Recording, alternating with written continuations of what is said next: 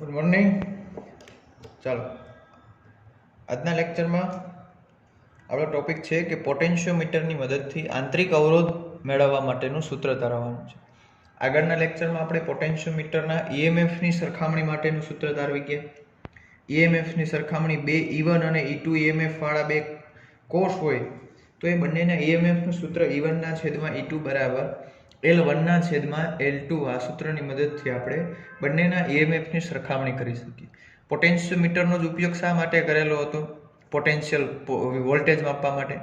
કારણ કે વોલ્ટમીટર એનું આદર્શ પરિસ્થિતિવાળું વોલ્ટમીટર ન હોય એટલે પરિપથમાંથી વિદ્યુત પ્રવાહ પસાર થાય અને પ્રવાહ પસાર થાય તો ત્યાં ઈએમએફ નથી મળતો, ટર્મિનલ વોલ્ટેજ મળે છે. અને આગળના લેક્ચરમાં મેં તમને સમજાવેલું હતું કે જો બેટરીમાંથી પરિપથમાં બેટરીમાંથી પસાર થતો પ્રવાહ કંઈક પ્રવાહ પસાર થતો હોય તો ટર્મિનલ વોલ્ટેજ મળે, અને પ્રવાહ પસાર થતો ન હોય તો ત્યારે જે બે છેડા વચ્ચે મળે એ ઈએમએફ હોય. તો આજે આપણે આંતરિક અવરોધ મેળવવા માટેનું સૂત્ર સાબિત કરવાનું છે. આ બેટરી જે છે એનો આંતરિક અવરોધ મેળવવા માટેનું સૂત્ર. એ પહેલા હું યાદ કરાવી દઉં તો આપણે આવું ભણી ગયા હતા કે ઈએમએફમાંથી પસાર થતો પ્રવાહ મેળવવા માટેનું સૂત્ર હતું E છેદમાં બેટરીનો આંતરિક અવરોધ પ્લસ કંઈક બાહ્ય અવરોધ જોડેલો હોય તો એ. આ સૂત્ર હતું. બેટરીમાંથી પસાર થતો પ્રવાહ, બેટરી કેટલો પ્રવાહ ઉત્પન્ન કરી શકશે એનું સૂત્ર હતું I બરાબર E ના છેદમાં R પ્લસ R. મહત્તમ પ્રવાહ માટે શું હતું તો કે બાહ્ય અવરોધ 0 હોય તો ખાલી સૂત્ર હતું E upon R. આ સૂત્રનો આગળ ઉપયોગમાં આવશે. ચાલો, તો આગળના લેક્ચરમાં આપણે જોયું હતું એકમ લંબાઈ દીઠ અવરોધ અને એકમ લંબાઈ દીઠ પોટેન્શિયલ ડિફરન્સ phi બરાબર V upon L. આ શું હતું? એકમ લંબાઈ દીઠ પોટેન્શિયલ ડિફરન્સ, વિદ્યુત સ્થિતિમાનનો તફાવત phi. એટલે આના ઉપરથી આપણે આવું લખેલું હતું V is equal to 5 into L. આ V જે છે એ હજી પોટેન્શિયલ ડિફરન્સ છે, ટર્મિનલ વોલ્ટેજ છે, આ ઈએમએફ નથી. મતલબ કંઈક પ્રવાહ પસાર થતો હોય ત્યારે આ સૂત્ર વાપરવાનું છે. હવે આમાં પ્રયોગમાં પ્રેક્ટિકલમાં પણ આવશે કે આ કોઈ પ્રાથમિક કોર્સ હોય એનો આંતરિક અવરોધ પોટેન્શિયોમીટરની મદદથી મેળવો. તો ત્યાં આપણે પ્રેક્ટિકલમાં પણ હવે આવવાનો છે. તો હવે એની રચના કંઈક આવી રીતે છે, જેવી રીતે બેટરીના ઈએમએફની સરખામણીમાં જે રચના હતી એના જેવી જ રચના છે. ખાલી અહીંયા બે ઈએમએફ જોડેલા હતા, બે કોષ જોડેલા હતા ઈએમએફની સરખામણીમાં. અહીંયા જેને આપણે આંતરિક અવરોધ મેળવવો છે એ ઈએમએફ કોષની સાથે, એ જેટલા ઈએમએફ કોષની સાથે કળ અને અવરોધ પેટી, આ અવરોધ પેટી છે.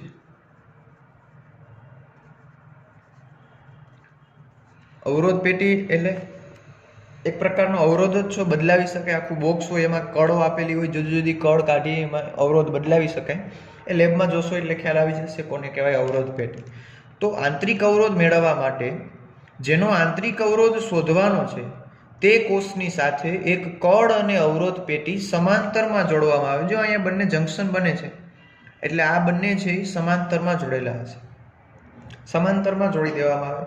હવે પહેલા શરૂઆત પ્રેક્ટિકલની કરવાની છે, અથવા તો જ્યારે થિયરી પણ લખો ત્યારે શરૂઆત એવી કરવાની છે કે સૌ પ્રથમ આ કળ જે છે એ કળ ખુલ્લી રાખવાની છે.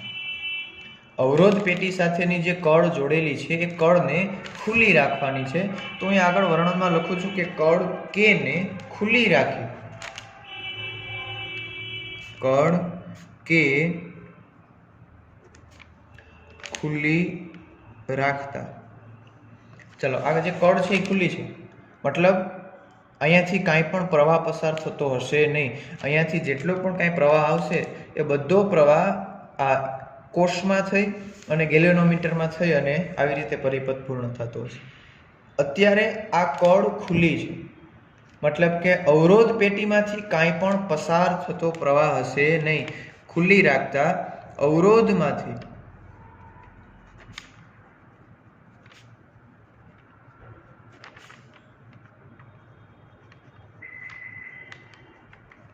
પસાર થતો પ્રવાહ શૂન્ય હશે. બધો પ્રવાહ ક્યાંથી જતો હશે? આમાંથી, ઈએમએફમાં થઈ, ગેલ્વેનોમીટરમાં થઈ અને આપણે આને હવે સરખાવવાનું છે. ચાલો, હવે આપણે મેળવવાનું છે પહેલા એનું બેટરીનું ઈએમએફ E કેટલું છે એ મેળવવાનું છે.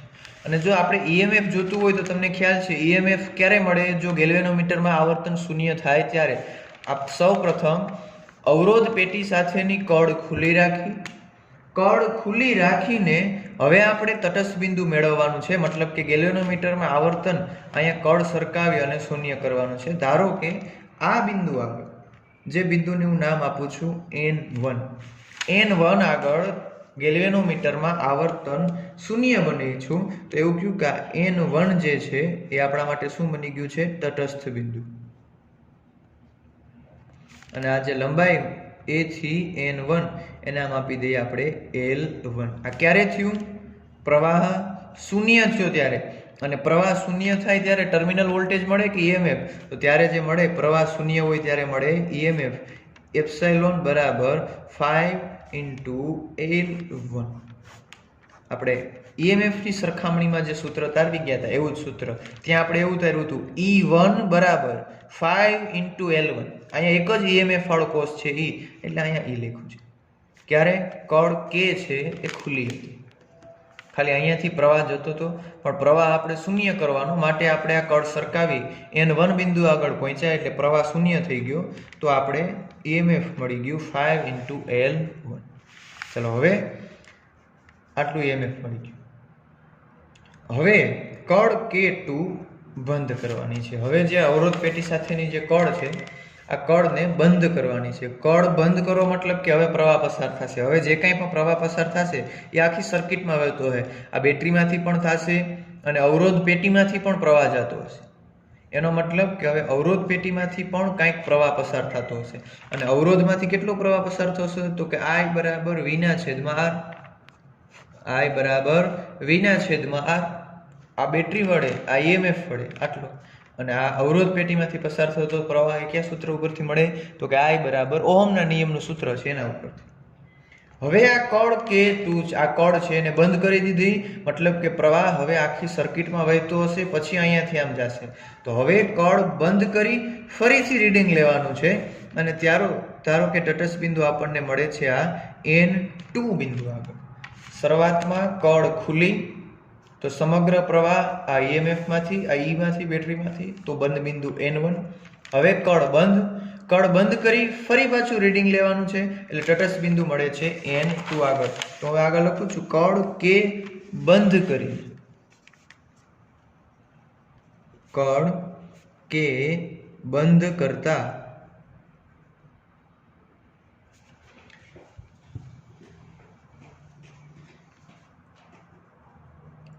પ્રવાહ રેઝિસ્ટન્સ બોક્સ એટલે કે અવરોધ પેટીમાંથી પણ પસાર થશે. અને ત્યારે આપણને જે તટસ્થ બિંદુ મળે છે એ આ તટસ્થ બિંદુ આપણને કયું મળે છે? N2 જે છે એ આપણને તટસ્થ બિંદુ મળે છે. અને એની લંબાઈ N2 જેને આપણે કહી દઈએ L2.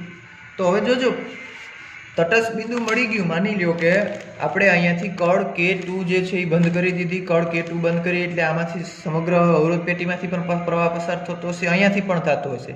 ફરી પાછું આપણે રીડિંગ લેવાનું સ્ટાર્ટ કર્યું તો N2 બિંદુ આગળ ગેલ્વેનોમીટરમાં આવર્તન શૂન્ય થઈ ગયું.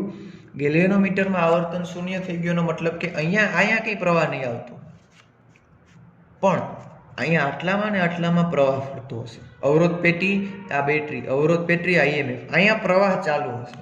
અને પ્રવાહ ચાલુ હોય તો ટર્મિનલ વોલ્ટેજ મળે. પેલા કળ ખુલ્લી હતી એટલે પ્રવાહ માટે બીજો કોઈ જ ઓપ્શન નહોતો, આ એક જ ઓપ્શન હતો. અને ગેલ્વેનોમીટરમાં આવર્તન શૂન્ય થઈ જાય એટલે આખી સર્કિટમાં પ્રવાહ શૂન્ય. પણ હવે આ કળ બંધ છે, મતલબ કે આ બંનેમાંથી પ્રવાહ પસાર થતો હશે. તો અહીંયા ગેલ્વેનોમીટરમાં આવર્તન શૂન્ય થઈ ગયું એનો મતલબ કે અહીંયા જે પોટેન્શિયલ ડિફરન્સ મળતો હશે એ N2 નો એટલો જ પોટેન્શિયલ ડિફરન્સ અહીંયા હશે. તો અહીંયા આગળ આવી રીતે પ્રવાહ જઈ શકવાનો નથી, પણ એ અહીંયા પ્રવાહ ફરવાનું ચાલુ જ રહેશે. મતલબ કે અહીંયા જે મળશે એને આપણે E નહીં કહી શકીએ, એને આપણે કહેશું V = 5 × L2. શા માટે V કીધો એ તમને ખ્યાલ આવી ગયો. V એટલે શું છે? એ ટર્મિનલ વોલ્ટેજ છે. અને અહીંયા E કેમ ન લખ્યો? E કારણ કે બેટરીમાંથી પ્રવાહ પસાર, ભલે ગેલ્વેનોમીટરનું આવર્તન શૂન્ય થઈ ગયું, પણ ઉપર સર્કિટમાં અવરોધ પેટી અને EMF વાળી બેટરી છે, જેનું આપણે આંતરિક અવરોધ મેળવવો છે, આમાં પ્રવાહ ચાલુ હશે. માટે પ્રવાહ ચાલુ છે, માટે પોટેન્શિયલ ડિફરન્સ માટે ટર્મિનલ વોલ્ટેજ V લખવા પડે. ઈએમએફ ઈ ચાલે નહીં. ચાલો આ સમીકરણ નંબર 1, આ થયું સમીકરણ નંબર 2. ચાલો હવે સેમ પ્રોસેસ સમીકરણ નંબર 1 અને સમીકરણ નંબર 2 નો ગુણોત્તર લેતા. સમીકરણ 1 અને સમીકરણ 2 નો ગુણોત્તર લઈએ તો સમીકરણ 1 એટલે શું છે? E છેદમાં V ઇઝ ઇક્વલ ટુ સામેની બાજુ 5 into L1 છેદમાં 5 into L2. અહીંયાથી આ કેન્સલ, એટલે કે આવું જ છે E upon V બરાબર L1 ના છેદમાં L2. ચાલો અહીંયા લખી નાખું છું E upon V બરાબર L1 ના છેદમાં L2. આપણે મેળવવાનું છે ને આંતરિક અવરોધનું સૂત્ર. તો અહીંયા આપણે બંને સૂત્ર જો અહીંયા લખેલા છે. પ્રવાહનું સૂત્ર I બરાબર V ના છેદમાં R. તો અહીંયા આવું કંઈક લખી શકાય કે V બરાબર IR અને EMF E બરાબર શું લખાય? જો તો આ સૂત્રમાંથી E ને સૂત્રનો કરતા બનાવો. ચાલો આ સૂત્ર ઉપરથી મેં લખી નાખ્યું છે V બરાબર IR. હવે આ જ સૂત્રમાંથી જો મારે E ને સૂત્રનો કરતા બનાવું તો આ R પ્લસ કેપિટલ R સામેની બાજુ ગુણાકારમાં જોઈ તો આમ લખી શકાય I કૌંસમાં R પ્લસ કેપિટલ R. અથવા તો આમ પણ લખી શકાય ટર્મિનલ વોલ્ટેજ V બરાબર શું થાય તો કે E minus IR. E minus IR. આ R એટલે કે શું થયું? V તો એપ્સાઇલોન માઇનસ IR. આ માઇનસ છે, સામેની બાજુ જાય તો પ્લસ, તો આને આમ લખી શકાય બરાબર E બરાબર IR plus IR. I common કાઢો એટલે ફરી પાછું આવું સૂત્ર આવી જાય. પણ આપણે આ સૂત્ર ખ્યાલ છે, શરૂઆતમાં જ આપણે જોઈ ગયા, એટલે પહેલા સૂત્ર ઉપરથી V મળી ગયો અને બીજા સૂત્ર ઉપરથી. હવે આ બંને કિંમત આ સૂત્રમાં મૂકી દઉં તો E ની જગ્યાએ મારે શું મૂકવાનું છે? I કૌંસમાં R પ્લસ R છેદમાં આ V ની જગ્યાએ મારે મૂકવાનો છે IR બરાબર L1 ના છેદમાં L2. ચાલો હવે અહીંયાથી I કેન્સલ, તો કંઈક આવું વધશે R પ્લસ R છેદમાં R is equal to L1 ના છેદમાં L2. આ R એટલે શું છે? R શું છે? અહીંયા બેટરીનો આંતરિક અવરોધ. અને આ કેપિટલ R એટલે શું છે? આકૃતિમાં જોઉં તો કેપિટલ R એટલે આ ના, આ રિઓસ્ટેટ છે. કેપિટલ R એટલે કે એ અવરોધ જે તમે બેટરી આ EMF E જેનું તમે આંતરિક અવરોધ મેળવો છો એની સાથે જે સમાંતરમાં જોડો છો એનો અવરોધ. આ તમને ખ્યાલ હોય, ત્યાં દેખાતો હોય. તમે કેટલો અવરોધ રાખવો હોય તમારા ઉપર, તો એ અવરોધની તમને કિંમત ખબર હોય કેપિટલ R ની. રીડિંગ તમે L1 L2 તમે તમારી જાતે લીધા એટલે L1 અને L2 ની પણ તમને ખબર છે. તો આ સૂત્ર પ્રમાણે R પ્લસ કેપિટલ R ના છેદમાં R. હવે આ R સ્વતંત્ર છેદમાં આપું તો કંઈક આવું થશે R ના છેદમાં R પ્લસ કેપિટલ R ના છેદમાં capital R is equal to L1 ના છેદમાં L2. ચાલો અહીંયાથી R કેન્સલ એટલે 1 થઈ જશે, તો આવું કંઈક થાય R ના છેદમાં કેપિટલ R બરાબર આ પ્લસ 1 થઈ ગયો એ સામેની બાજુ જશે એટલે કે L1 ના છેદમાં L2 માઇનસ 1. તો હવે આનું સાદુરૂપ આપીએ આગળ તો કંઈક આવું થશે R બરાબર R કૌંસમાં L1 ના છેદમાં L2 માઇનસ 1. આ મળી ગયું બેટરીનું આંતરિક અવરોધ R મેળવવાનું સૂત્ર. R એટલે શું? R એટલે શું? L1 એટલે શું? અને L2 એટલે શું? ચાલો આ સ્મોલ r એટલે શું છે તો કે આપણે ખ્યાલ છે બેટરીનો આંતરિક અવરોધ.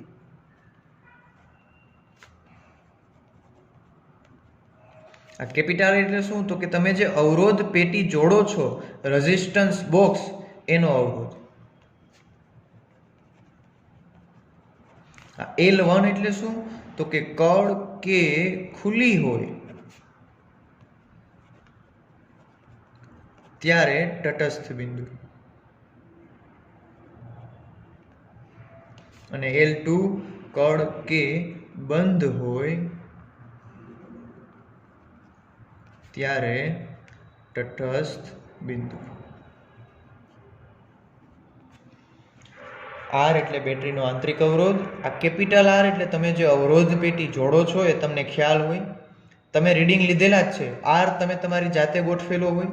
L1 ક્યારે મેળવેલો હોય તો કે આ કળ ખુલ્લી હોય પ્રવાહ ખાલી અહીંયાથી જ જતો હોય ત્યારનું રીડિંગ તમારી પાસે છે L1, L2, તો કે હવે આ કળ બંધ કરો ત્યારનું બીજું રીડિંગ તમને ખ્યાલ છે, એટલે R તમને ખ્યાલ છે, L1 અને L2 તમે મેળવી લીધા. તો આ સૂત્ર ઉપરથી બેટરીનો જે આપણે EMF છે એ EMF નો આંતરિક અવરોધ મેળવી શકાય. તો આ છે પોટેન્શિયોમીટરની મદદથી આંતરિક અવરોધ મેળવવા માટેનું સૂત્ર. સ્મોલ r બરાબર કેપિટલ R કૌંસમાં L1/L2 -1. ટેક્સ્ટબુકમાં દાખલા છે આને રિલેટેડ બે. ટેક્સ્ટબુકમાં એક્ઝામ્પલ આપેલો છે સ્વાધ્યાયનો 23મો દાખલો.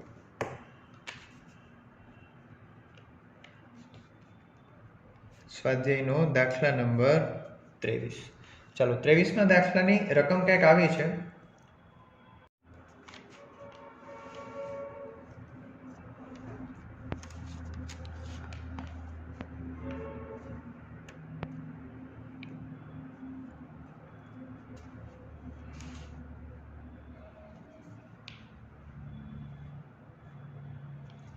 ચાલો નેક્સ્ટ આગળ છે સ્વાધ્યાયનો 23મો દાખલો. 23મા દાખલાની રકમ કંઈક એવી છે. હવે આમાં પોટેન્શિયોમીટરની જ આકૃતિ છે, પણ આપણે જે ઓલો લાંબો આખો તાર લઈએ છીએ આપણે 8 તાર આવી રીતે આકારનો, એની જગ્યાએ એક જ આખો એક તાર આપેલો છે A અને B, એની ઉપર આપણે જોકી કળ સરખાવવાનું. ચાલો રકમ કંઈક એવી છે કે 1.5 વોલ્ટ EMF ધરાવતો એક આંતરિક કોષ છે, એનું આપણે આવો એક EMF ધરાવતો કોષ છે એનો આપણે આંતરિક અવરોધ મેળવવાનો છે R. એના માટે એને પરિપથમાં બાહ્ય વોલ્ટ 2 વોલ્ટની બેટરી સાથે જોડેલો છે. હવે શરૂઆતમાં આ જે અહીંયા પરિપથમાં આ કળ જે છે એ ખુલ્લી છે, અહીંયા આગળ જોડવાનો છે આની સાથે અવરોધ. ચલો આ કળ ખુલ્લી છે એનો મતલબ કે અહીંયાથી કાંઈ પણ પસાર થતો પ્રવાહ છે 0 હશે. સમગ્ર પ્રવાહ ક્યાંથી જતો હશે? 1.5 વોલ્ટનું જે બેટરી છે જે કોષ છે એમાંથી પ્રવાહ પસાર થતો હશે. હવે અહીંયાથી આપણે ગેલેનોમીટરની મદદથી તટસ્થ બિંદુ A થી B તરફ આપણે સરકાવતા ગયા, તો જ્યારે આ અવરોધમાંથી પસાર થતો પ્રવાહ શૂન્ય છે, જ્યારે આ કળ જે છે એ ખુલ્લી છે, ત્યારે તટસ્થ બિંદુ જે મળે છે એ મળે છે 76.3 સેન્ટીમીટર. હવે આ કળ બંધ કરવાની છે, એટલે કે હવે પ્રવાહ છે એ અવરોધમાંથી પણ પસાર થતો હશે. આ છે અવરોધ R, જેનું મૂલ્ય રકમમાં આપેલું છે 9 ઓહમ.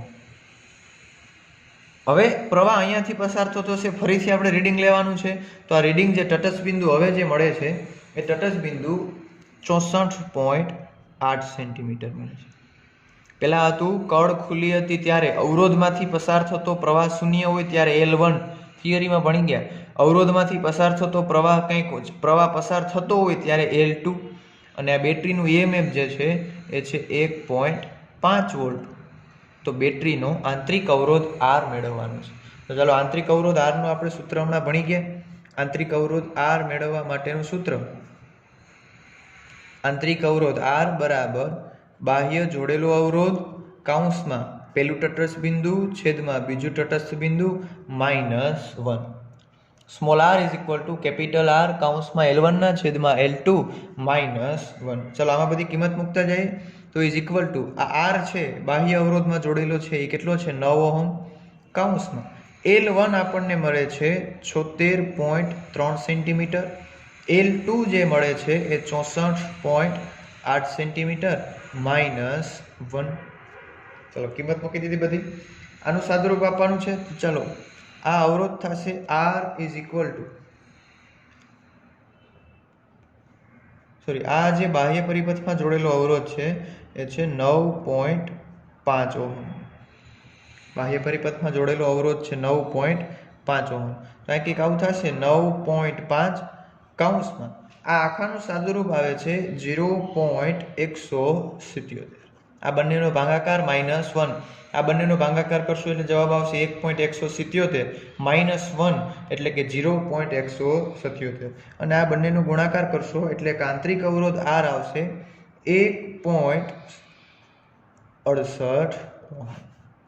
આ જે કોષ છે એનો આંતરિક અવરોધ આટલો હશે અને એપ્રોક્સિમેટલી આને લખી શકાય 1.7 ઓહમ. સિમ્પલ આપણે સૂત્રની મદદથી આંતરિક અવરોધ મેળવી દીધો. આ સૂત્ર યાદ હોય તો ડેટા બધી જો રકમ આપેલી જ હતી રકમમાં તો એની મદદથી આપણે દાખલો ગણી શકીએ. આવો હજી એક દાખલો છે આપણે નેક્સ્ટ લેક્ચરમાં જોશું. આજના લેક્ચર માટે આટલું.